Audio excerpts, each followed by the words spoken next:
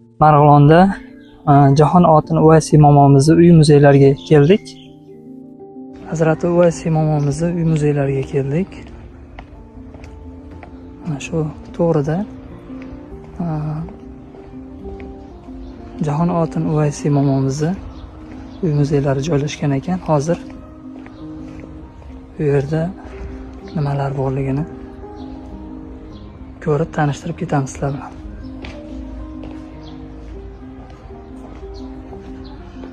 Xo'p, bu yerda o'sha Marg'ilonda o'sha davrdagi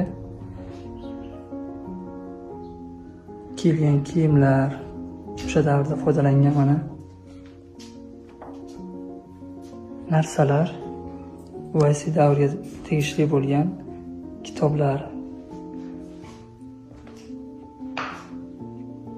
chorva asboblari, Qo'qon adabiy muhitiga oid bo'lgan shoirlarning ijodlari keltirilgan ekan.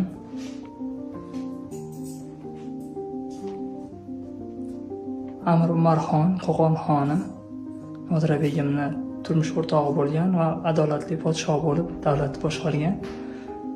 Hop, Nodira begim ham shoira, ham Amir Umarxon yonida yelkadosh bo'lib davlatni boshqarishga yordam bergan, yaxshi maslahatdosh bo'lgan. Hop, bu yerda o'sha davrda Uvaysiy uy muzeyi uchun tayyorlangan laganlar ekan. Kiyimlar berilgan. Mana bu yerda zo'r narsa berilgan ekan. O'sha sizga mashhur bo'lgan chistonlar berilgan. Uvaysiy mana radifli g'azali, hasb hol tarzida yozilgan g'azali.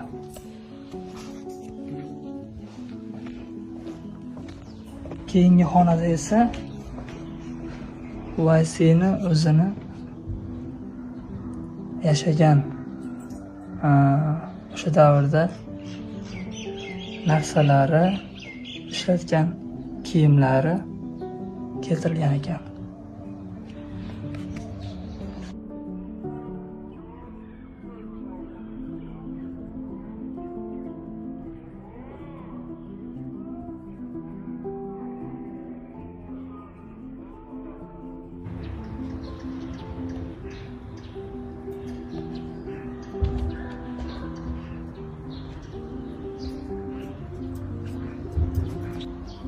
Bu yerda Uvaysiy momomizni qabrlari, ularning oila a'zolarining qabrlari joylashgan ekan.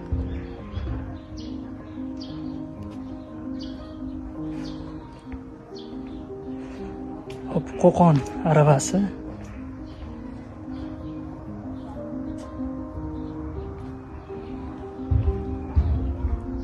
O'sha davrdagi